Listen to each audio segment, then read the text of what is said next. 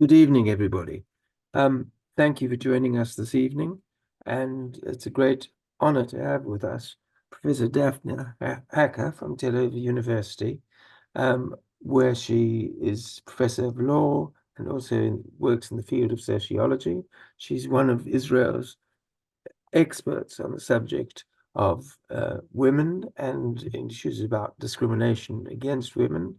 And it's an unusual talk from the ones that we usually have because we're looking at the impact of October 7th in lots of different kinds of ways in in world Jewry, in British Jewry, and of course in Israel. But we're looking at the impact in this particular instance on, on gender and on gender issues. And I'm going to hand over to Professor Hacker to continue uh, with her talk. Just to make one point that before she starts, is that she's looking at this in the general sense of the impact. One of the aspects of that impact, of course, we know, is the gender-based violence that occurred. And for the purposes of this session, um, Professor Hacker has kindly suggested to us that we should actually have somebody who's the expert on that particular subject, and that will be delivered next week. And those members of the association will be receiving information about the flyer with a flyer for that event tomorrow. Professor Hacker. Thank you very much. Good evening, everybody. Thank you for joining us, and thank you for inviting me. I will start with the presentation that I will share with you, and I'm looking forward to your questions and comments, which Professor Katz will mediate after my talk, and hopefully we'll have plenty of time to hear your thoughts. So I hope you can see the presentation now. Thank you. So, as you all know, these have been very tragic and traumatic 5 months in the history of Israel. And in fact, we are experiencing things that we have never experienced before. You know that Israel is a zone of conflict since its establishment, but never before did we have 1,500 terrorists entering the country in one day and killing over 1,300 civilians and kidnapping more than 200 to Gaza. During these 5 months, we had 7 rounds of deals with Hamas, during which 105 hostages were freed, but still 134 Israelis are still kept in the tunnels of Hamas underneath Gaza, with no ability to be visited by the Red Cross. And sadly, we are estimating that between 30 and 50 of them are already dead. Never in Israeli history, more than 100,000 Israelis were evacuated from their homes in the south, in the north, and were sent to hotels, and still many of them cannot return to their homes. At the same time, we cannot ignore the catastrophic reality in Gaza, in which more than 30,000 Palestinians were killed in the war. Many of them are women and children. And north of Gaza is in a state of destruction.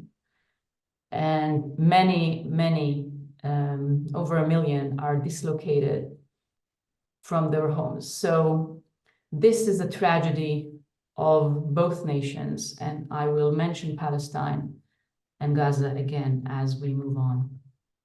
But obviously, I will concentrate on Israel, Israeli society. What we see here is that this unprecedented tragedy and devastation has occurred in Israel after a long year of battle for democracy against the government, under which women's status in Israel has dropped in 20 places in the international scales. And we are around, depends on the index, 80 in the world. So from a country which was celebrated as a country that promotes women's status, we are now in this lower half of the world. And since I'm a member of the UN Committee for the Elimination of All Kinds of Discriminations Against Women, I will be happy to talk with you further on the response of the UN and the comparison of Israeli status more generally. But we have to understand that what we are facing now, including the gender dimensions of the war, of the conflicts, is brought upon Israeli women at a point in history in which it's not only that we're not moving forward, we're going backwards. I want to start with female soldiers, and in particular, women in combat. IDF has been evolving during the years.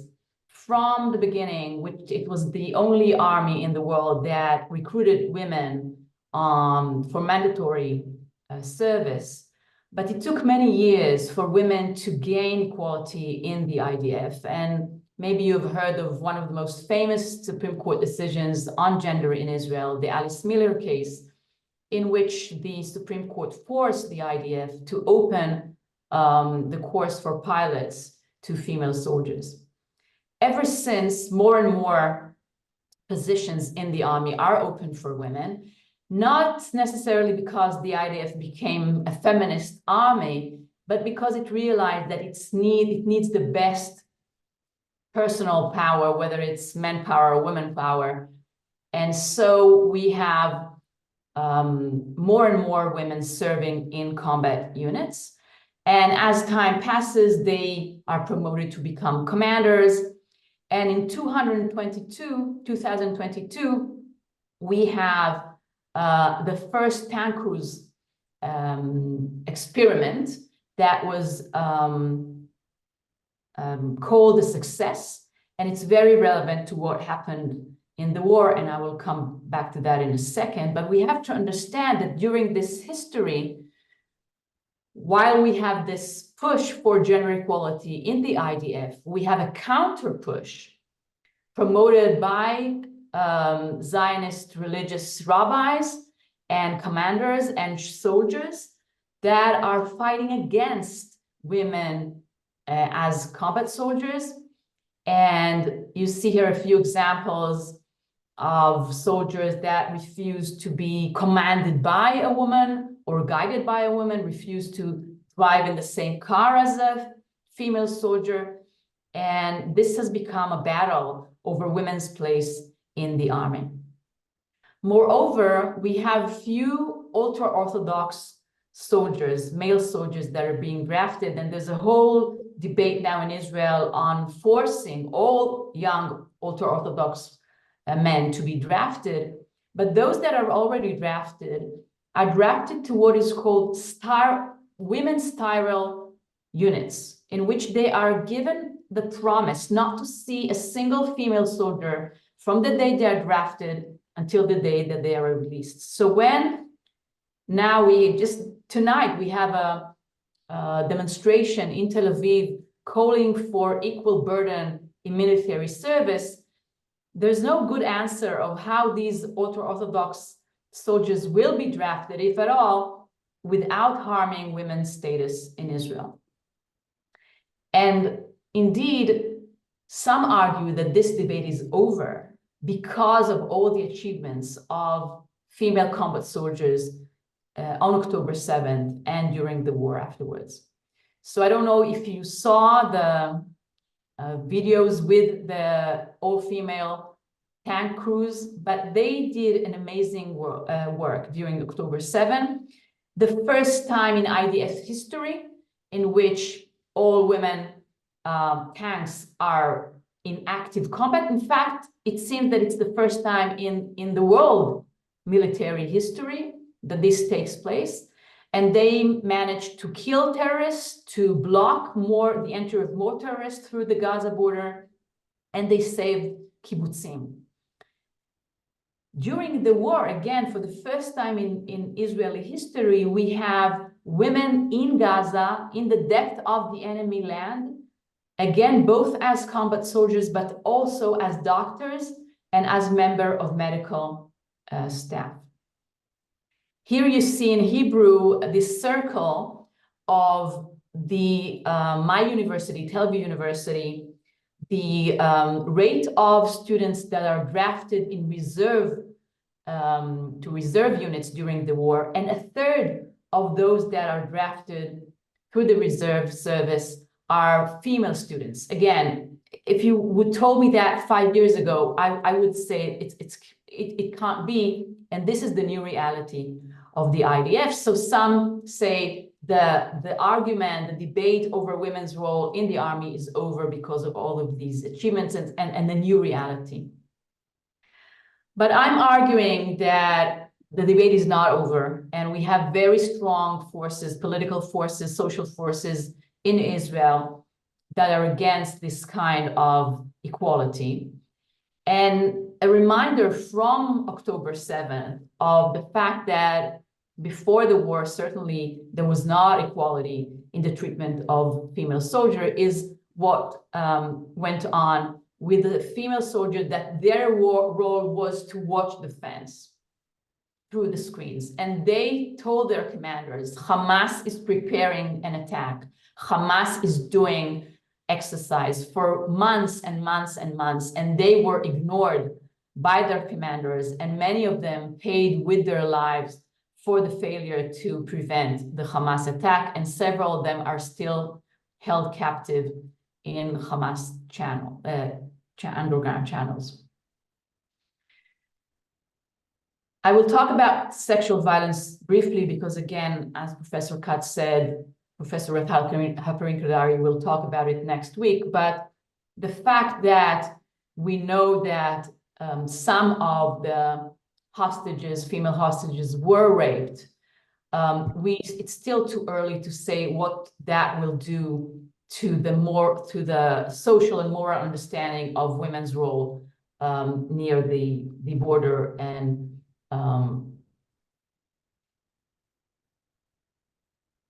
even with all the change and contribution of women to combat, to war, we have to understand that the war is extremely gendered. And those who carry the very high burden of life, of injury, of post-trauma, we'll talk about it, are still men. And here I just, I wanted to show you one story, one name. This is Ido Rosenthal, one of Israel's heroes. And he was the husband of a PhD student of mine. And he was killed in battle on October 7th, leaving her and 3 children. So indeed, the toll is very high. We see here the number of male soldiers casualties, a very high number of soldiers that are being wounded in battle. And I try to find as much, medical information as possible because of the audience. Of course, you might know more on that than me. But what we are learning now on the field is that because there are medical crews in Gaza, and because of technology, and because of very fast evacuation, in this war, Israel manages to save lives that would have been lost in previous war. So of course, these are good news, but it comes with a cost in which many soldiers will have to face severe injuries throughout their lives. So we see here the numbers. There is a growing awareness of the emotional cost of participating in combat, and more preparation before entering combat, for example, special apps that are developed to mitigate possible impact of trauma. But again, thousands of soldiers have already asked for psychological assistance because of the experience they are going through. Turning to sexual violence, and again, I will be brief, but of course we'll answer questions if you have them. So we know now, among other reasons, because of a very in-depth study by the New York Times, that there are at least 30 cases in which we have testimonies of sexual violence, mutilation, rape, shooting into the intimate organs in 7 different locations. So we know that sexual violence was part of Hamas attack, and it was systemic and it was intentional. We had some campaigns which I'm ambivalent of. For example, Hamas Raped Me Too, which created the impression that we have women who survived and who testified and are not believed. And this is not the case. There are probably several survivors of sexual violence, but they are in treatment and so far have not come forward to testify. So most of those who were sexually attacked were also murdered. These campaigns and the work of Professor Ruth Halperin Kardari, which you will hear about next week, made the international community, who refused in the beginning to acknowledge sexual violence as part of Hamas's atrocities, to acknowledge it. And here we see Special Rapporteur Pamela Patton visit to Israel, and she wrote in her report that there is evidence of sexual violence during 7th of October. But the sad truth is that Israel did not collect forensic evidence on October 7th. Here there is a very, very sad picture of bodies that were collected. I told you the very high numbers, and there was chaos, and people were burnt, and it was very hard to identify them. So the first priority was to identify, tell the families, and bring to Jewish burial. And forensic evidence was not collected from the bodies. So what I've been arguing very early on is that we will never know the magnitude of sexual violence that has occurred, and we have to be honest about it. And we don't have to create this moral panic, among other reasons, because there's no justification to upset the families of the murdered women, creating this notion that every woman was raped. We know what we know, and we will never know the rest. Another gendered issue is the issue of the hostages. From the beginning, the call was to, and the negotiations were to release children and women. And when we talk about children, it's very clear that children should be released first. We know that children are most vulnerable, that they experience time differently, and everything should be done to save them. But part of the cruelty of Hamas, including of all the horrible atrocities that it has done, is not to allow the Red Cross to visit the hostages. So Israel has no data on the actual situation of those that are captured. Are they sick? Are they injured? What is their situation? Some would argue that prioritizing women is also justified, again, because of, among other reasons, maybe sexual violence. But here in Hebrew, we have a piece that me and my colleague, Professor Daphna Yoel, we published in an Israeli newspaper, arguing that after 2 months in captivity, gender should no longer be a criteria, and everybody that can be rescued should be rescued. And the fact that the Israeli government said that it stopped the last ceasefire because Hamas won't release all the other women, leaving all the tens of men behind, is something that we think is immoral and is discrimination, in fact, against men. Another issue is employment and what happens to women at the home front. Again, I apologize for the Hebrew, but some of the things I couldn't find reports in English. So we already have statistics that show that women are experiencing discrimination in employment, being dismissed from their job because so many of them have to care for their families for weeks and for months while the men, the husbands, the fathers are in combat. And we see here below on the left the growing rate of unemployment of women, again, in an ongoing reality of the Israeli labor market, in which Israeli women earn about 25% less than men on average. And besides South Korea, it's the worst country in gender gap of payment among the OECD.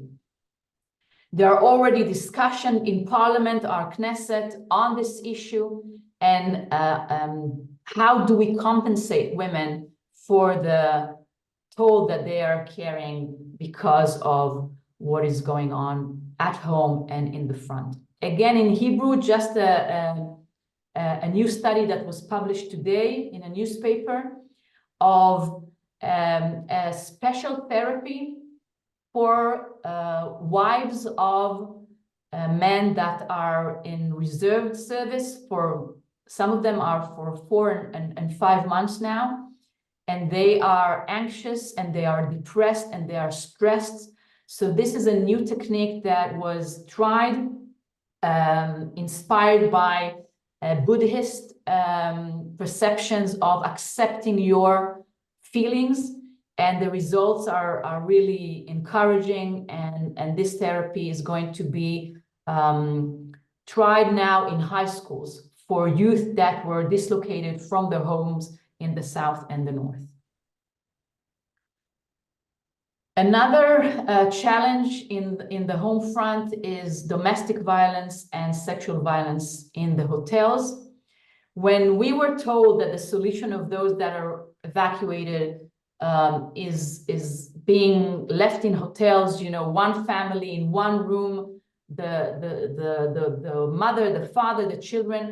As feminist researchers, we immediately said that we learned from COVID that this is a bad idea if it's not accompanied by services that assist to prevent sexual violence and to prevent domestic violence. And we were not listened to. And among other reasons, not just because, you know, nobody listened, but because there is a therapeutic crisis in Israel now. The fields of social work, of psychology, especially in the public sector, were neglected for years as our government adopted the neoliberal ideology of shrinking the welfare state. So now when so many of us are in need for therapy, there are not enough social workers, there are not enough psychologists to provide this care, especially if we want to provide it as public service. Lastly, we see the question of where are women when we're talking about decision-making. And here you have some photos from our, what is called the military or the security cabinet. We have a wide cabinet of 14 members, only 2 of whom are women. And we have a small cabinet of very few who take the acute decisions of negotiation, of attacks, of everything that is related to the war. And there's not even one single woman around the table. So all these questions of employment and welfare and therapy and prioritizing hostages are done without women in a position to influence the decisions. Of course, when we turn to women in Gaza, This is a place in which, prior to the war, every second woman complained of domestic violence, reported it in surveys. And when we look at Hamas leaderships, of course, nobody listened to women there. And the situation is completely catastrophic, with hunger and with death everywhere. And the hunger is now in North Gaza, a territory in which IDF is responsible for. The response is too slow, and the challenge is huge, how to bring food to the area without criminals, without Hamas taking over. And of course, the first to be affected are women, women who have to give birth, women who have to care for the children in really impossible circumstances. And of course, none of them are around the decision-making on the other side. But we have a very vivid and active civil society in Israel, feminist civil society, and I give you some example. One is a partnership between Women Wage Peace in Israel and Palestinian women in Ramallah, still talking to each other and looking for ways for peace. We have here the picture of Vivian Silver, one of Women's Wage Peace activists who was killed in her kibbutz in October 7. And we didn't know for weeks, we didn't know if she was kidnapped or not, because she was burnt by Hamas. And it was very hard to detect her remains. So I wanted, again, to give you one person among all these numbers.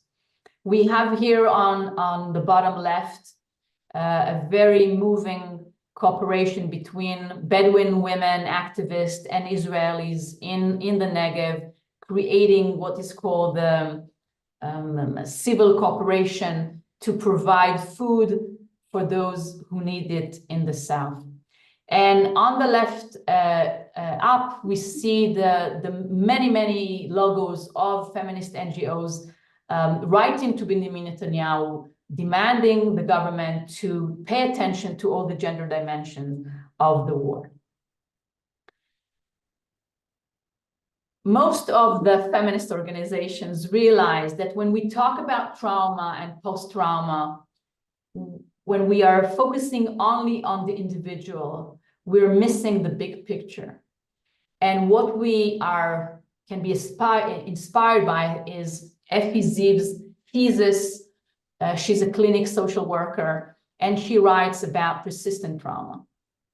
And she's talking about women's lives, to be a woman in the world. But I think it's very relevant to Israel and to Palestine these days in particular. Because what we are facing is ongoing trauma, is persistent trauma, because we are in a war zone again and again and again. And we have to find a way to allow all those who live on this land to prosper. Otherwise, this comes what she calls a socio-political pathology. So I want to end with one example of this insistence of a non-governmental initiative to think about the future, to think about a future in which we are not in ongoing trauma. And when we talk about resilience, it's not the resilience of the individual, it's the resilience of the community, of the nation, of the region. And together with other colleagues, I have established the Day After the War Forum very quickly after October 7, because it became clear that the Israeli government does not have a geopolitical plan for the day after the war. And when you start a war, you should know what are the goals of the war. When will and how will the war end? What are the conditions for the end of the war? And it's an umbrella of scholars from many disciplines. We have legal scholars and psychologists and experts on the Middle East and political scientists. And we've been studying many questions that are related to the region, including public webinars and tens of interviews with experts from Israel and around the world of conflicts, of how conflicts end. And our analysis calls the Israeli government to join the moderate axis of the moderate Islamic countries, including Saudi Arabia, Egypt, and others, supported by the US and European countries that fight the jihadist axis that is led by Iran, supported in a way by Russia and China, and to understand the conflict between Israel and Hamas as part of this larger regional and even global conflict between the moderate countries and the jihadists one. And by joining this moderate axis, Israel have a unique opportunity because so many countries have realized that Hamas is a terrorist organization and is failing both Israel, but also the Palestinians in the region. And that this coalition can work to rehabilitate Gaza and secure the security of Israel and the region as a whole. So I'll stop here, and if you'll have question on that, I will elaborate. But it's a rare example of an initiative that is led by women and talks about security. It's very rare in Israel. So if we're not around the formal decision-making table, we find other ways to voice our opinions, our scholastic opinions. Thank you. Thank you very much, Professor Hackett. That was absolutely fascinating and important narrative. And there are a number of questions that I've collected up along the way. So I'll start off with some of those.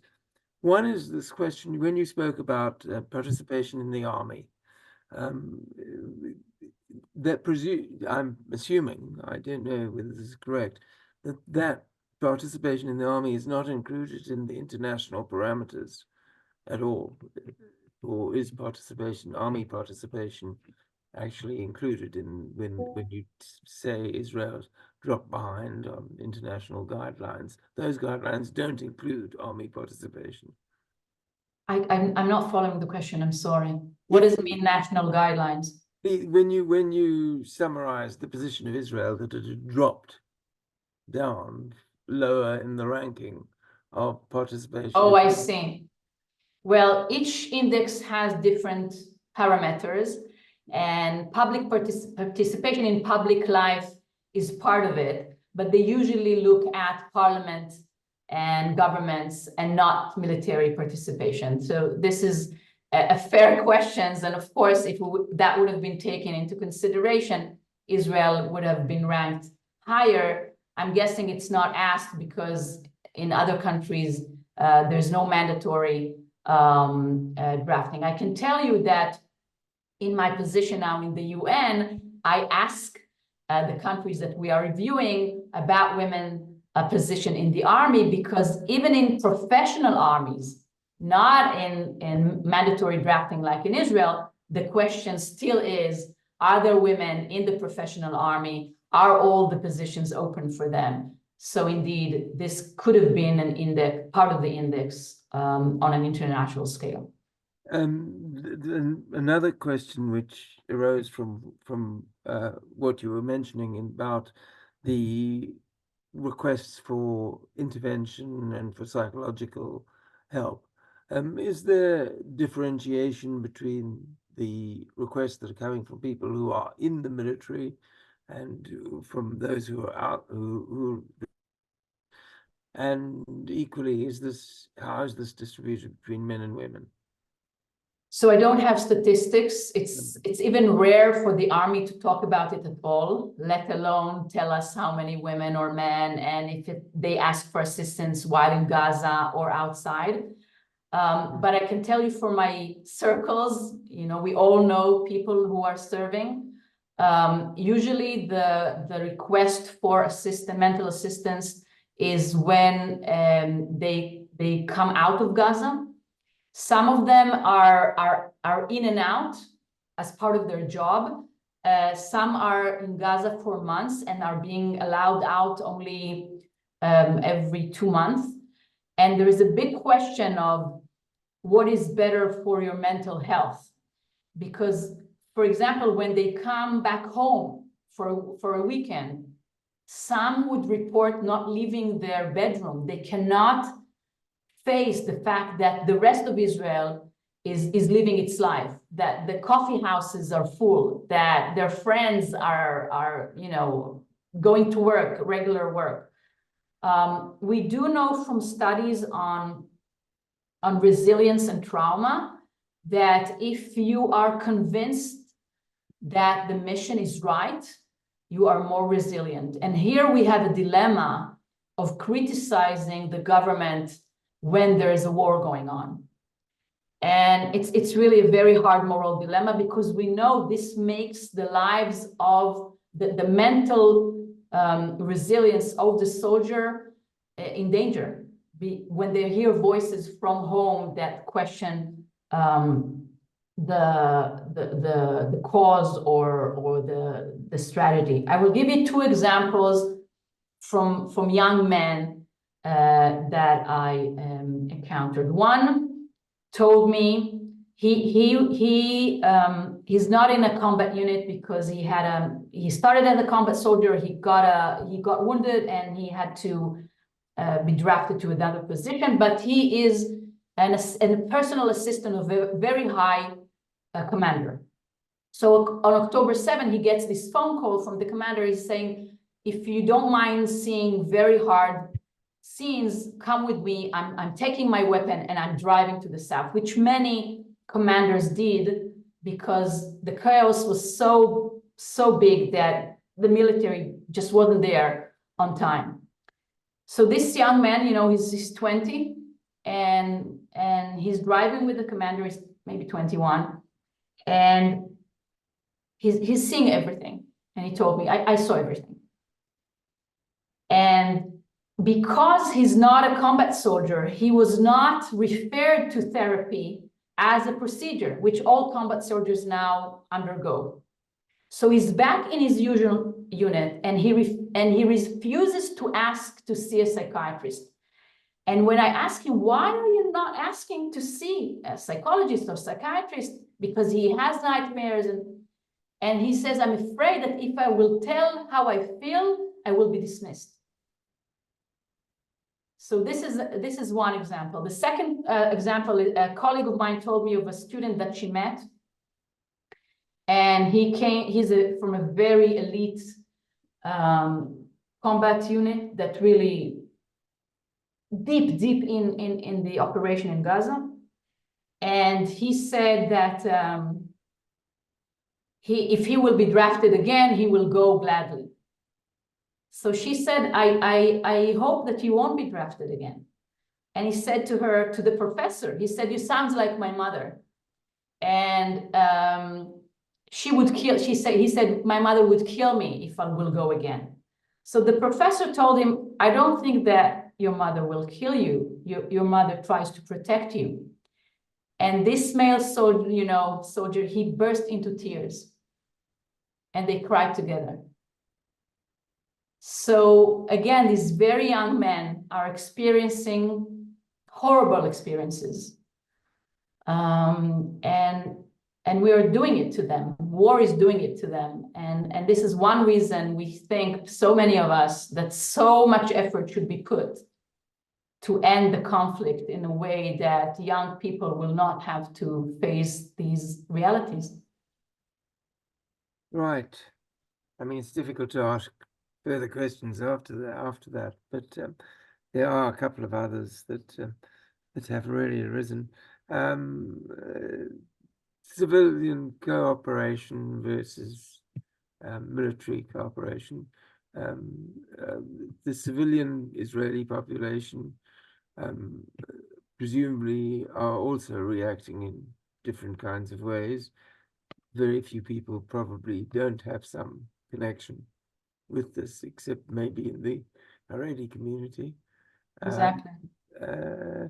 How is that mapping out in Israel? Is there more hostility against those who are not participating, and is activism going across those boundaries at all, particularly amongst women, obviously?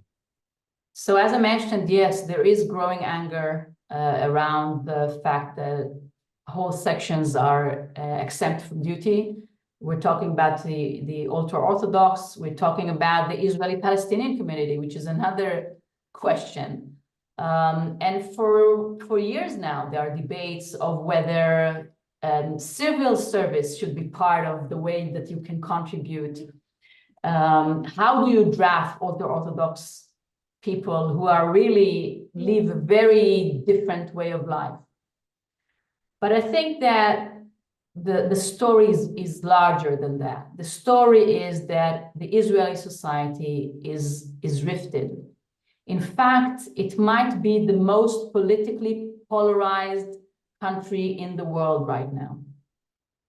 So again, the war might have changed that. It was before, clearly it was before. I mean, before the war, we had statistics that showed that political polarization has become a major issue in Israel. What the war has done is, at least for now, there is a push to the right. There are Israelis that lost their sense of security, that Hamas's atrocities made them despair of the possibility for some kind of peaceful resolution. So there is a push to the right. But still there is a very, very big group that is against the current government. And even within the right camp, there are those who are arguing that the government is not doing its job. And part of the fact that so many civil society organizations had to become so active after October 7 was because the government was not there. For example, supplies for soldiers. It's you know, it shouldn't be the civilians who buy things for the soldiers. It should be the country, the state, or food for those who were evacuated. So Israeli society is very highly divided. The government currently does not have the support of the majority, but elections are not seen in the horizon. So it's a very rifted society. Right. And what you alluded to something that in discussions on relationship to gender that there aren't enough, they're not women sitting at the top table. But taking one step back behind that, the problem is a problem for men as well. This is a huge problem for men as well. From your point of view of your organization, of the organizations against combating discrimination in Israel, what is being done about actually educating the men? It's rather like the educating the British population about what is anti-Semitism, or what is your organization at good times trying to do about that issue? So of course, you know, my argument is that by and large, women did all they can to have an equal society, even if they don't call themselves feminists. Yeah. And if we do not educate men to join the struggle for gender equality for their sake as well, yeah. Again, when we're talking about equal burden, they have a direct interest in as many women as possible participating in the military, because that means that they won't have to carry such a high burden.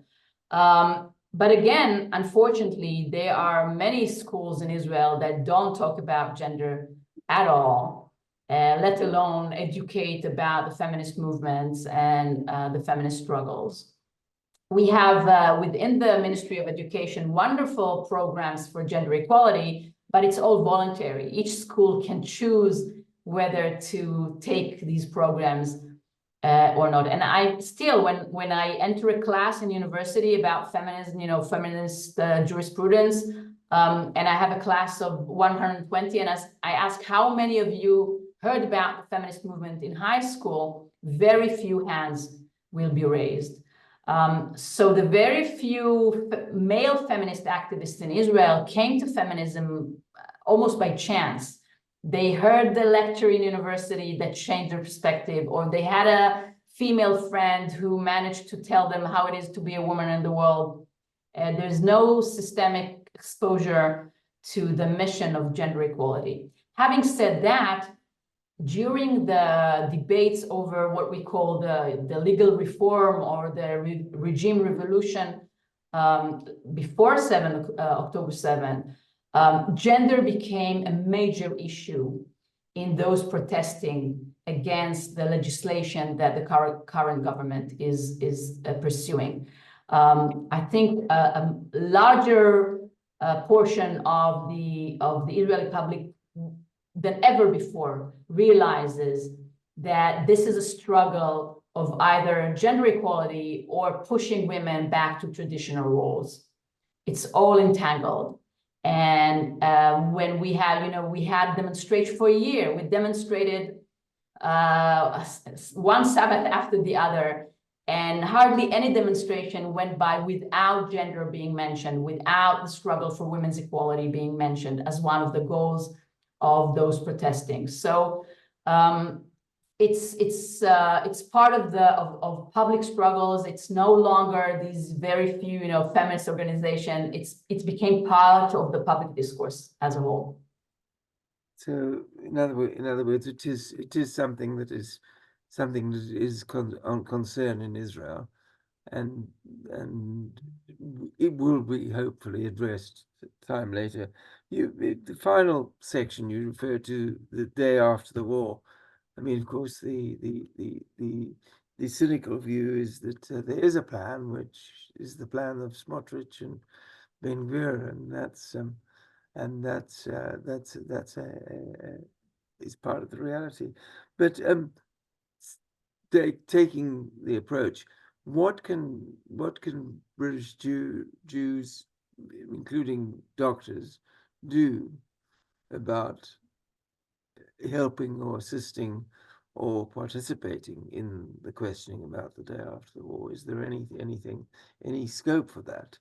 So first of all, even before the day after the war, I think I sit in my university. There are a lot of missions coming from abroad, of scholars, of community leaders, and I would urge you to contact colleagues in Israel from the medical profession, asking what it is that can be done, and assist in any way for the huge medical needs of people in Israel. Again, I focused on the mental health because it's really a huge issue. People are, if you're not here, it's very hard to explain how devastated we are, and how we joke in a sense that some of us are devastated and the rest are holding the devastated hand. So there's a huge need, and maybe you can assist on that.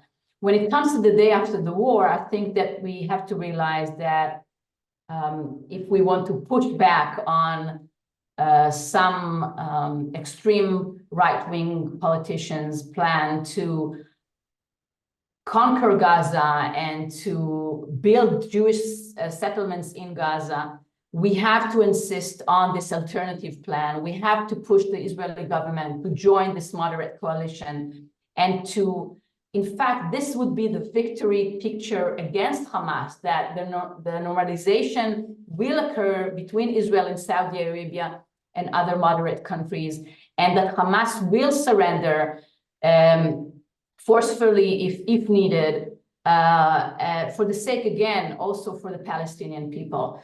So educating the people that Hamas is not synonym to the Palestinians and vice versa, and that we have a mission to resist the jihadist axis with its ambition to destroy Israel completely. People have to understand that. So when people say from the river to the sea, it means no Israel. And there are 9 million Israelis on this land. So that, you know, educating the public and pushing politicians in the UK to assist us in pressuring for this moderate coalition to include Israel and to work together to secure our existence here. And your legal faculty and the legal faculties of other universities, are they participating? They're all participating in this kind of initiative? Not directly. It's we have faculty with different political opinions. So it's not a faculty mission. We allow freedom of speech to all, whether, you know, there are diverse opinions. So the campus is not politicized in this sense. And I think it's good. It's not academia role to become a political party or an NGO. But when it comes to researching how conflicts were ended, for example, we took a lot of inspiration from the surrender of Japan in World War II and the denazization of Germany after World War II. So these kinds of historical lessons that are based on research is something that, of course, our campus and our universities are advancing and supporting. I think that you've said that you've been teaching since 7 o'clock, 8 o'clock this morning, and it's now 10 o'clock at night. And I think it's time we released you and gave you a break. And also, of course, to wish you that you will have success in all the initiatives that you've illustrated. Thank you very much. Both on the gender side and on the general Israel side with regard to October the 7th. And we're going to be continue to live in with the impact for many years to come. Indeed, indeed. Thank you very much. Thank you for inviting me. Thank you.